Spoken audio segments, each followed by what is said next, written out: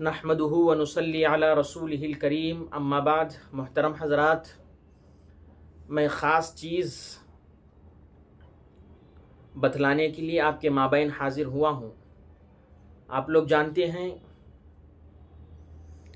कि बरेलवी आलिम लोग दूसरे मसलक के लोगों को पहले से ही बुरा भला कहते आ रहे हैं। कभी वहाबियों पर गलत बोले तो कभी जमात इस्लामी पर गलत बोले, कभी अहले हदीस को गलत बोले तो कभी उलमाए देवबंद पर इन्होंने बुरा भला बोला। तो ऐसी इनकी तो एक आदत है। लेकिन मैं अब सिर्फ यहाँ अपने उलमाए देवबंद के सिलसिले में जो इन्होंने बुरा भला कहा है उसी को मद्देनज़र रखते हुए मैं कुछ चीज़ें आपके सामने पेश करता हूँ। हाल में ही मैंने एक क्लिप देखी थी जिसके अंदर मौलाना मुफ्ती सलमान अज़हरी साहब, जो बरेलवी मसलक के हैं, नामवर आलिम दीन हैं, उन्होंने हमारे अकाबिर देवबंद के एक बड़ी अजीम शख्सियत हज़रत मौलाना अशरफ अली थानवी रहमतुल्लाहि अलैहि के सिलसिले में उन्होंने एक ऐसा वाक़या ज़िक्र किया है जिसका दूर दूर तक सही से कोई ताल्लुक़ है ही नहीं। वो क्या है? वो कहते हैं अपने बयान के अंदर कि जब अहमद रज़ा ख़ान साहब का इंतकाल हुआ तो उनका एक शख्स हज़रत मौलाना हकीमुल उम्मत अशरफ अली थानवी रहमतुल्लाहि अलैहि के पास जाकर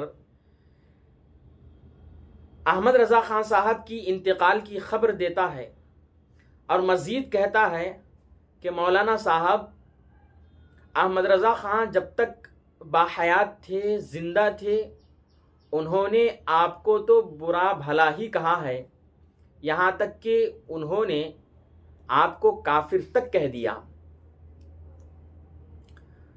और जवाबन मौलाना अशरफ अली थानवी रहमतुल्लाहि अलैहि ने ये उससे कहा कि अगर वो वाकई इश्क़ रसूल में डूबा हुआ शख्स है और ये हकीकत है तो उसका काफिर न कहते हुए मर जाना, मुझे काफिर न कहते हुए मर जाना, वो खुद काफिर हो जाता। यानी अगर वो वाकई इश्क़ रसूल में है और मुझे वो काफिर न कहता तो खुद काफिर होके मर जाता। ऐसा मौलाना अशरफ अली थानवी रहमतुल्लाहि अलैहि ने उससे कहा, ये बयान के अंदर कह रहे हैं। और कहते हैं आगे कि मैं ये अपनी तरफ से बात नहीं कर रहा हूँ, ये बात देवबंदी आलिम दीन ही एक अपनी किताब के अंदर इस वाक़े को लिखते हैं। अब मैं मौलाना मुफ्ती सलमान अज़हरी साहब से पूछता हूँ, वो कौन देवबंदी आलिम है जिसने इस वाक़े को अपनी किताब में लिखा है? बताइए उस किताब का नाम। आप बेदलील क्यों बात करते हैं? आपने तो दलील उस किताब की उस बयान के अंदर दिया ही नहीं कि कौन कहने वाला, किस किताब में कहा है, वाक़या कहाँ तक सही है। आपने लोगों के सामने कह दिया। तो मैं आपसे पूछना चाहता हूँ मौलाना साहब, ऐसी बातें जो बेदलील हैं उसको आप लोगों के सामने क्यों पेश करते हैं? लोगों को बदगुमान क्यों करते हैं? लोगों के दरमियान तफवीश का मामला क्यों करते हैं? ऐसा करना क्या गलत नहीं है? क्या कुरान करीम के अंदर बदगुमानियों से बचने के लिए नहीं कहा गया? आप नहीं जानते? क्या अहादीस के अंदर इस चीज़ की तरगीब नहीं दी गई? क्या ये चीज़ आप नहीं जानते? जानने के बावजूद ये सारे चीज़ें आप किस तरीके से बयानों के अंदर कह रहे हैं? आपके बरेलवी मसलक के जो बानी हैं अहमद रज़ा ख़ान साहब बरेलवी, इन्होंने तो कई साल पहले ही उलमाए देवबंद के ऊपर इल्ज़ामात लगाए हैं। वो अहमद रज़ा ख़ान साहब बरेलवी जब सऊदी अरब के अंदर गए, उन्होंने इल्ज़ामात लगाए کہ مولانا رشید احمد گنگوہی رحمۃ اللہ علیہ فتاوا رشیدیہ کے اندر لکھتے ہیں کہ اللہ بھی جھوٹ بولتا ہے الیاذ باللہ. اور اسی طریقے سے مولانا اشرف علی تھانوی رحمۃ اللہ علیہ کے سلسلے میں انہوں نے کہا کہ وہ اپنی کتاب حفظ الایمان کے اندر لکھتے ہیں کہ رسول اللہ صلی اللہ علیہ وسلم کا علم عمر، بکر اور اسی طریقے سے بچہ، یہاں تک کہ ایک جانور سے بھی کم ہے الیاذ باللہ. ایسی باتیں آپ نے کہیں علماء دیوبند کی طرف منسوب کر کے اور الزامات لگائے، اور یہ سارے الزامات کس کے اوپر لگائے؟ علماء دیوبند کے اوپر لگائے. لیکن علماء دیوبند نے اس الزامات جو لگائے ہیں اس کا جواب تو دیا ہے. المہند علی المفند نامی ایک کتاب ہے، آپ اس کو اٹھا کر دیکھ سکتے ہیں. ان سارے چیزوں کے جوابات اس کے اندر ہیں. اور جو یہ الزامات احمد رضا خان بریلوی لگائے تھے اور اس کے اوپر عرب علماء کے جو فتاوے ہیں، وہ فتاوے دیکھ کر علماء دیوبند نے المہند علی المفند اس کے جواب میں عرض کیے. اس کے اندر 26 سوالات کیے تھے. ان 26 سوالات کے جوابات اس کے اندر دیے ہیں، بڑے بڑے علماء کے سگنیچر کے ساتھ، سائن کے ساتھ. آپ پڑھیے حسام الحرمین کا تحقیقی جائزہ، آپ پڑھیے، اس کے اندر بھی وضاحت کے ساتھ لکھا گیا ہے. اور اسی طریقے سے مطالعہ کیجیے دوسرے اور دیگر کتابوں کا علماء دیوبند کے بارے میں، آپ کو پتہ چلے گا کہ وہ ساری باتیں جو آپ لوگ علماء دیوبند کی طرف منسوب کرتے ہیں، ایسا ہرگز نہیں ہے، ایسا ہرگز نہیں ہے، ہو نہیں سکتا. آپ نہیں جانتے علماء دیوبند سے اللہ جل شانہ نے بڑے بڑے کام لیے ہیں. میں بس اب علماء دیوبند کی تعریف کرنا مجھے مقصد نہیں ہے، وہ ہے ہی اللہ جانتا ہے، امت جانتی ہے کتنا کام علماء دیوبند سے اللہ جل شانہ لے رہے ہیں. بس میں یہ بات بتلانے کے لیے آیا ہوں کہ بے دلیل بات مت کیجئے، ایسی بات کیجئے جو دلیل کے ساتھ ہو.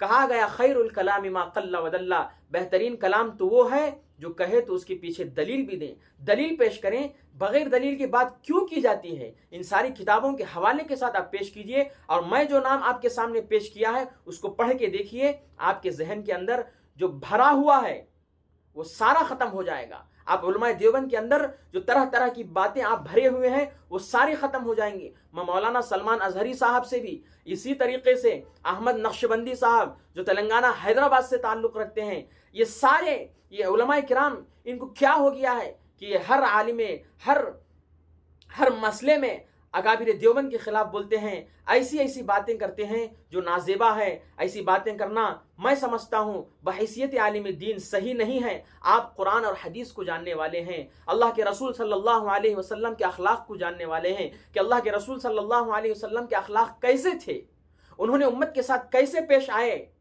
انہوں نے ہمیں کیا سکھایا ہے. کہ یہی سکھایا ہے کہ امت کے اندر تم جھگڑے اور فساد کو پیدا کرو، امت کے اندر تم لڑائیوں کا معاملہ پیدا کرو، لڑائیوں والا عملہ پیدا کرو. یہ تو ہمیں نہیں سکھایا گیا. قرآن بھی اس کے خلاف ہے، رسول اللہ صلی اللہ علیہ وسلم کے احادیث بھی اس کے خلاف ہیں. ہمیں تو امت کے اندر اتحاد و اتفاق کا کام کرنا چاہیے. میں بڑے ناصحانہ انداز میں آپ سے کہتا ہوں کہ وہ ساری چیزیں جو آپ نے کہا ہے، آپ ایک عالم ہیں، اس حیثیت سے دیکھیں کہ میں نے کیا کہا ہے، قرآن اس کے بارے میں کیا کہتا ہے. بدگمانیاں ہمیں پیدا نہیں کرنا چاہیے، بدگمانیوں سے بچنا چاہیے.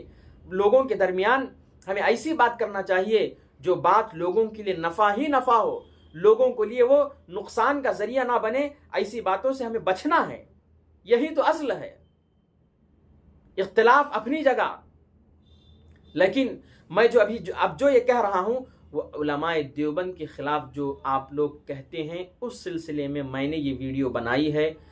میں امید کرتا ہوں کہ مولانا مفتی سلمان اظہری صاحب تک یہ بات اگر پہنچ گئی تو وہ سمجھیں گے. اور میں چاہتا ہوں کہ یہ میری ویڈیو ان تک پہنچائے اور وہ سنیں، ہو سکے تو رابطہ بھی کریں تاکہ اور ہمارے مابین علمی بات ہو.